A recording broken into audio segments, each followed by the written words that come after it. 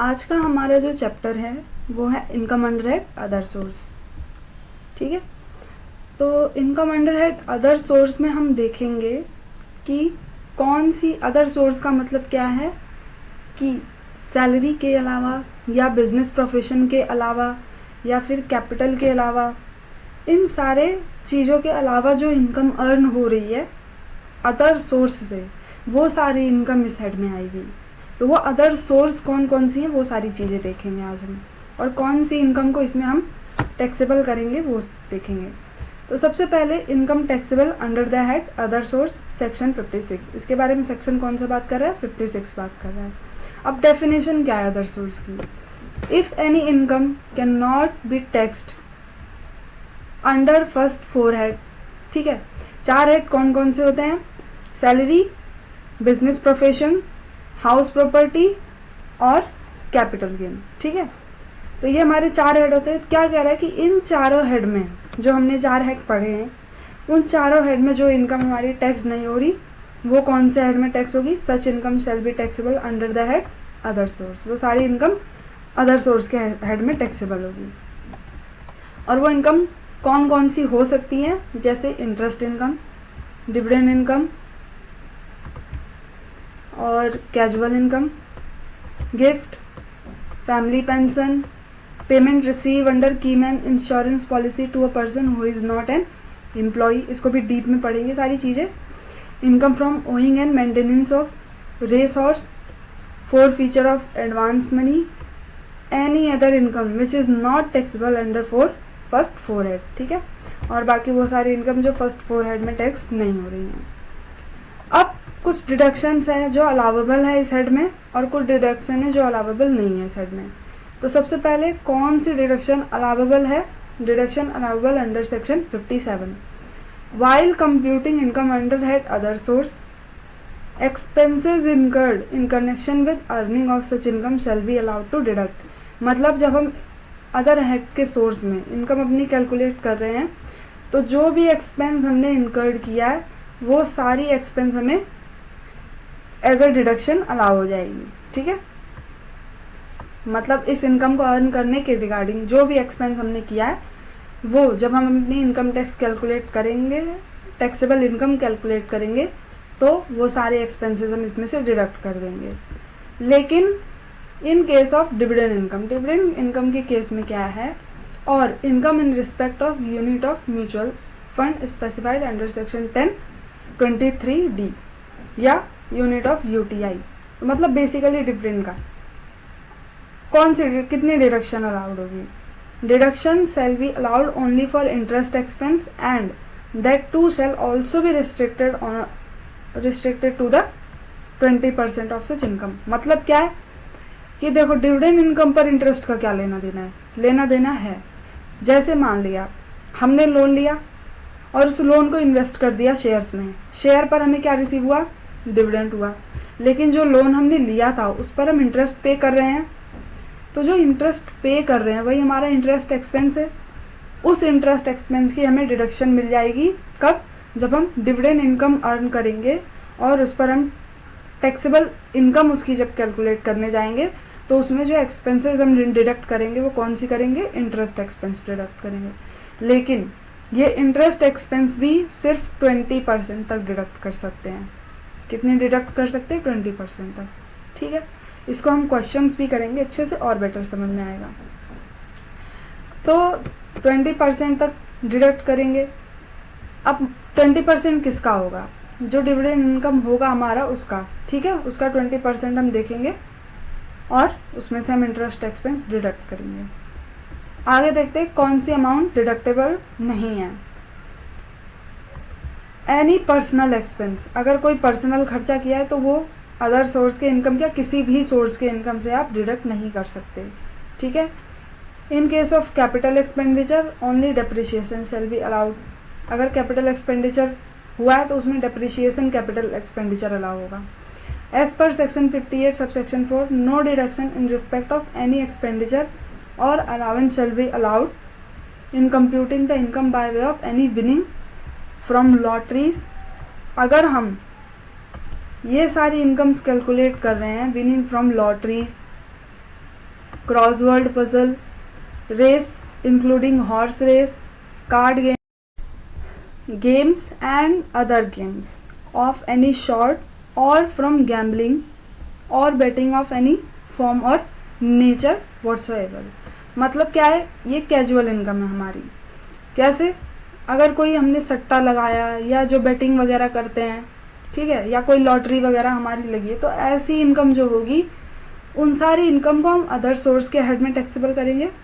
Second चीज, ये जो डिडक्शन एक्सपेंडिचर, अगर मान लिया हमने लॉटरी हमारी लगी है, उस लॉटरी को रिकवर करने के लिए हमने कुछ भी एक्सपेंस किया, ठीक है, तो जो एक्सपेंस किया है उसकी डिडक्शन हमें नहीं मिलेगी।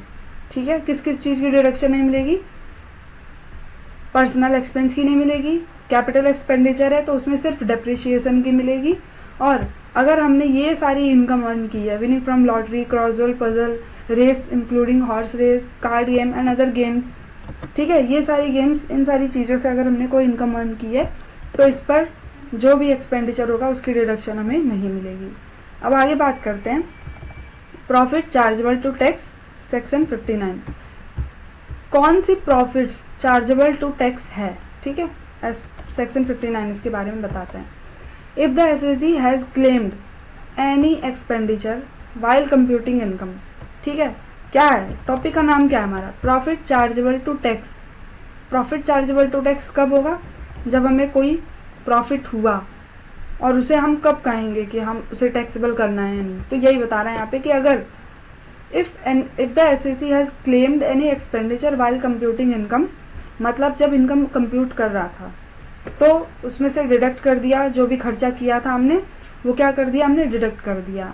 And subsequently he has recovered the same amount. ठीक है, जब हम अपनी इनकम कैलकुलेट कर रहे थे तब हमने एक्सपेंडिचर को माइनस कर दिया था, लेकिन इनकम कैलकुलेट करने के बाद इमीडिएटली हमें वो रिकवर हो गया, मतलब सेम अमाउंट जो हमने डिडक्ट किया था अपनी इनकम में से एज ए एक्सपेंडिचर वो हमें रिकवर हो गया। तो यानी जो चीज़ हमने रिड्यूस की थी, जो हमने हटाई थी, वो हमें वापस मिल गई। तो जो अमाउंट जो हमने वापस रिकवर कर लिया है वो हमारी इनकम होगी जिस साल हमने रिकवर किया है, और इनकम होगी तो डेफिनेटली फिर हमें उस पर टैक्स देना पड़ेगा। आगे बात समझ ली। अब इसके बाद फैमिली पेंशन की बात करते हैं। फैमिली पेंशन में भी दो है। अगर रेगुलर पेमेंट हो रहा है किसे, एम्प्लॉय को, ठीक है, रेगुलर पेमेंट हो रहा है एम्प्लॉय को, किसके द्वारा, एम्प्लॉयर के द्वारा, बाय द एम्प्लॉयर। कब, आफ्टर रिटायरमेंट, तो हम उसे पेंशन कहेंगे। मतलब हो सकता है मंथली रेगुलरली एम्प्लॉयर जो है वो एम्प्लॉय को पे कर रहा हो, ठीक है, तो वो हमारा क्या होगा, पेंशन कहलाएगा। अब वो जो पेंशन होगा जो रेगुलरली एम्प्लॉयर एम्प्लॉय को पे कर रहा है, वो पेंशन सैलरी के हेड में टैक्सेबल होगी। ठीक है, क्योंकि जब वो काम कर रहा था तो उसे सैलरी मिल रही थी, अब वो काम नहीं कर रहा है, रिटायर हो गया है, तो उसे रेगुलरली मान लिया मंथली कुछ अमाउंट दे रहा है एम्प्लॉयर, तो वो भी एज ए सैलरी तो मिल रही है उसे, तो वो कौन से हेड में जाएगी, सैलरी, और फिर स्टैंडर्ड डिडक्शन भी अलाउड होगी। मतलब बिल्कुल सैलरी जैसा ट्रीटमेंट होगा। ठीक है, लेकिन after the death of employee, अगर एम्प्लॉय मर जाता है और एम्प्लॉयर उसकी फैमिली को जो भी अमाउंट दे रहा है, ठीक है, मिलता है ना, एम्प्लॉय अगर मर गया तो एम्प्लॉयर जो है वो फैमिली को पेंशन देता है, तो जो फैमिली मेंबर को पेंशन मिल रहा है वो फैमिली की, उसे फैमिली पेंशन बोलेंगे। अब वो जो इनकम है फैमिली मेंबर को जो मिल रही है वो कौन से हेड में टैक्सेबल होगी, अदर सोर्स के हेड में। जो भी अर्न कर रहा है फैमिली के अंदर, जो भी फैमिली मेंबर जो भी अर्न कर रहा है वो उस इंसान के, उस पर्सन के अदर सोर्स के हेड में इनकम टैक्सेबल होगी। ठीक है, लेकिन कुछ डिडक्शन है, कुछ रिस्ट्रिक्शंस है। मतलब as per section 57 deduction is allowed equal to 1/3 of such pension but maximum to 15,000। मतलब क्या है कि हमें जितना पेंशन रिसीव हुआ है वो पूरा का पूरा पेंशन टैक्सेबल नहीं होगा, उसमें से कुछ डिडक्शन मिल जाएगी हमें। वो कुछ डिडक्शन कितनी होगी, या तो जितना पेंशन हमें रिसीव हुआ 1/3 उसका, ठीक है, जितना पेंशन हमें रिसीव हुआ उसका 1/3, या फिर मैक्सिमम 15,000।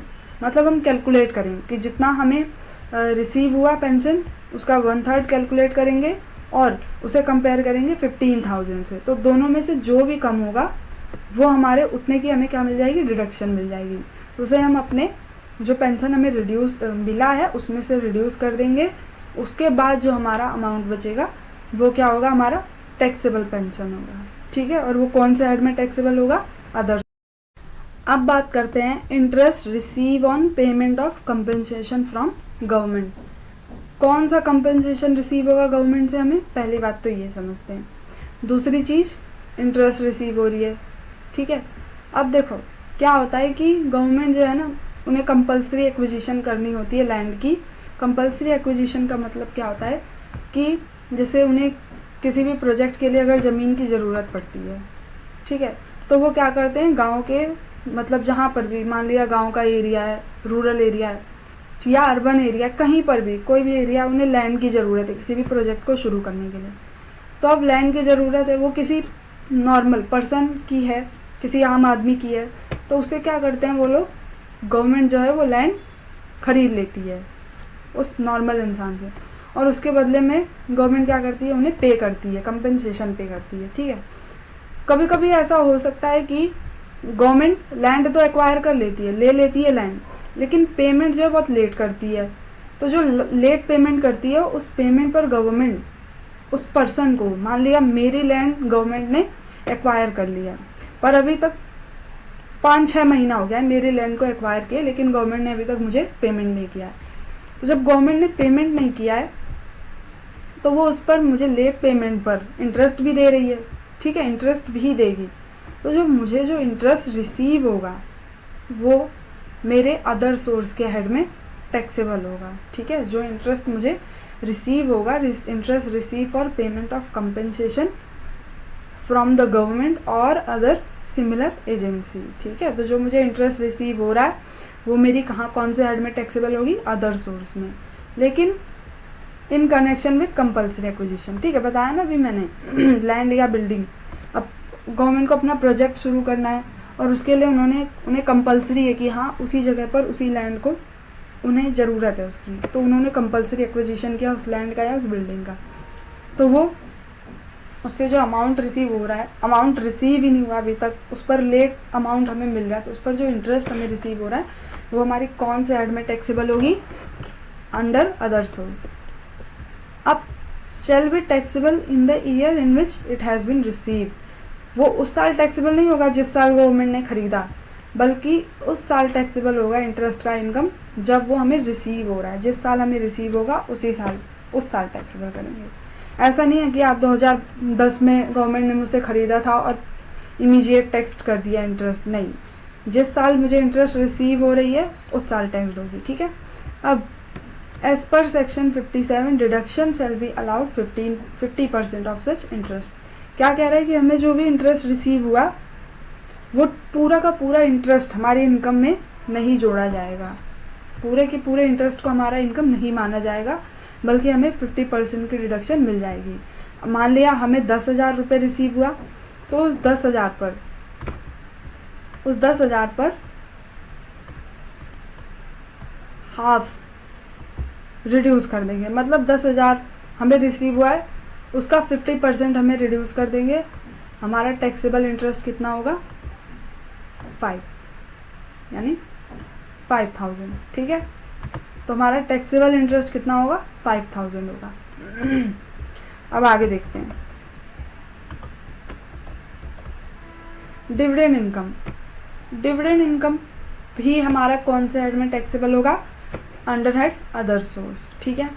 डिविडेंड इनकम के केस में क्या है कि अगर डोमेस्टिक कंपनी से रिसीव हुई है तो शैल be taxable in hand of share holder, जो शेयर होल्डर है जिसे रिसीव हो रही है उसी के हाथ में टैक्सेबल होगी। अगर फॉरेन कंपनी से रिसीव हुई है तो वो भी शेयर होल्डर के हाथ में ही टैक्सेबल होगी। If any such person is engaged in business of cell purchase of share, ठीक है, अगर कोई पर्सन का काम ही यही है शेयर्स को खरीदना बेचना, तो उस केस में जो डिविडेंड रिसीव होगी वो उसके dividend income shall be taxable under the head other source, ठीक है। अगर कोई पर्सन इंगेज्ड है कि कोई पर्सन किसी बिजनेस में इंगेज्ड है सेल परचेज करने के, और उस पर जो उसे डिविडेंड रिसीव हो रही है वो डिविडेंड कौन से हेड में टैक्सेबल होगी, अदर सोर्स के हेड में, ठीक है। और ऊपर अभी हमने देखा था डिविडेंड का कितनी डिडक्शन मिलेगी, इन case of dividend income deduction shall be allowed only for interest expense, ठीक है। हमने ऊपर देखा था अभी कि इंटरेस्ट एक्सपेंस का मतलब क्या था कि अगर हमने लोन लिया और उसे शेयर्स में इन्वेस्ट कर दिया और जो लोन लिया है उस पर हमें क्या पे कर रहे हैं, हम इंटरेस्ट पे कर रहे हैं, तो वो हमारा क्या हो गया, इंटरेस्ट एक्सपेंस हो गया। अब उसमें भी बताया था कि रिस्ट्रिक्टेड है कितना, 20% तक, ठीक है, 20% ऑफ डिविडेंड इनकम। तो जितना भी डिविडेंड इनकम हमें हो रहा है उसके 20% तक ही हमें इंटरेस्ट एक्सपेंस की डिडक्शन मिलेगी। तो बेसिकली आप ये कह सकते हैं कि 20% की डिडक्शन मिलेगी, ठीक है। अब आगे देखते हैं डिडक्शन बोलेंगे किस किस को, डिडक्शन की डेफिनेशन में आएगा क्या क्या, मीनिंग ऑफ डिविडेंड की डेफिनेशन में क्या क्या आएगा, ठीक है। डिविडेंड बोलेंगे किस किस चीज को, तो सबसे पहले अगर डिस्ट्रीब्यूशन इन कैश और एसेट, अगर कैश मिला है या एसेट मिला है कोई, ठीक है, या इशू ऑफ बोनस शेयर, अगर बोनस इशू किया है, या डिस्ट्रीब्यूशन ऑन लिक्विडेशन, लिक्विडेशन के टाइम पर अगर कंपनी ने कुछ डिस्ट्रीब्यूट किया है, या distribution on reduction of share capital, अगर शेयर कैपिटल को रिड्यूस करने के लिए रिडक्शन के लिए कुछ डिस्ट्रीब्यूट किया है, या फिर loans and advance by closely held company. Closely held company क्या होती है वो आगे हम देखेंगे, ठीक है। तो अब बात करते हैं अगर डिस्ट्रीब्यूशन इन कैश और एसेट है तो if any company has distributed any amount to its share holder, अगर किसी कंपनी ने अपने शेयर होल्डर को कुछ अमाउंट डिस्ट्रीब्यूट किया इधर इन कैश और किन, या कैश में या फिर कोई सामान दिया, तो वो क्या कंसिडर किया जाएगा, will be consider as dividend, but only to the extent of accumulated profit including capitalise profit. मतलब जितना प्रॉफिट होगा कंपनी के पास उतना ही सिर्फ उसे क्या मानेंगे हम, डिविडेंड मानेंगे, उसके बियॉन्ड नहीं मानेंगे, ठीक है। अब issue of bonus share etcetera, अगर बोनस शेयर इशू किया है तो if any company has issued bonus share, ठीक है, बोनस शेयर अगर इशू किया है किसे, इक्विटी शेयर होल्डर को, जो कंपनी के इक्विटी शेयर होल्डर है उन्हें अगर बोनस इशू किया है तो वो कंसिडर नहीं किया जाएगा, it will not be consider to be dividend, ठीक है, वो डिविडेंड कंसिडर नहीं किया जाएगा। लेकिन अगर बोनस शेयर इशू किया है प्रेफरेंस शेयर होल्डर को, ठीक है, प्रेफरेंस शेयर होल्डर को अगर इशू किया है तो वो डिविडेंड माना जाएगा। याद कर लेना कि अगर इक्विटी शेयर होल्डर को बोनस इशू किया है तो वो डिविडेंड इनकम नहीं मानी जाएगी, डिविडेंड नहीं मानी जाएगी। लेकिन अगर प्रेफरेंस शेयर होल्डर को इशू किया है तो वो डिविडेंड कंसिडर किया जाएगा, कितना, जितना प्रॉफिट होगा, एक्यूमुलेटेड प्रॉफिट, चाहे कैपिटलाइज्ड हो या ना हो, ठीक है। अब डिविडेंड की वैल्यू क्या लेंगे, market value of bonus share shall be taken into consideration, ठीक है।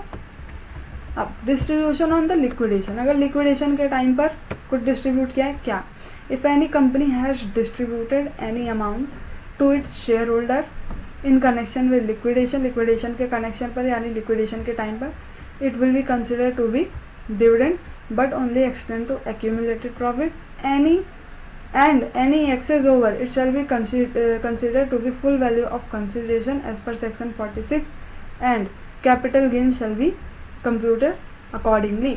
मतलब क्या है कि मेरी कंपनी है, मैं लिक्विडेट कर रही हूँ, लिक्विडेशन कर रही हूँ, तो अब मैंने कुछ डिविडेंड कुछ अमाउंट दिया अपने शेयर होल्डर्स को, पर मेरे जो प्रॉफिट थी, एक्यूमुलेटेड प्रॉफिट थी, उससे ज़्यादा दे दिया है, तो जो जितना तो दिया है वो तो डिविडेंड कंसिडर, लेकिन उससे ज़्यादा जो अमाउंट है वो फुल वैल्यू ऑफ कंसिडरेशन माना जाएगा, यानी सेल वैल्यू मानी जाएगी, और फिर उसके अकॉर्डिंगली क्या मेरा क्या किया जाएगा, कैपिटल गेन कैलकुलेट किया जाएगा, ठीक है।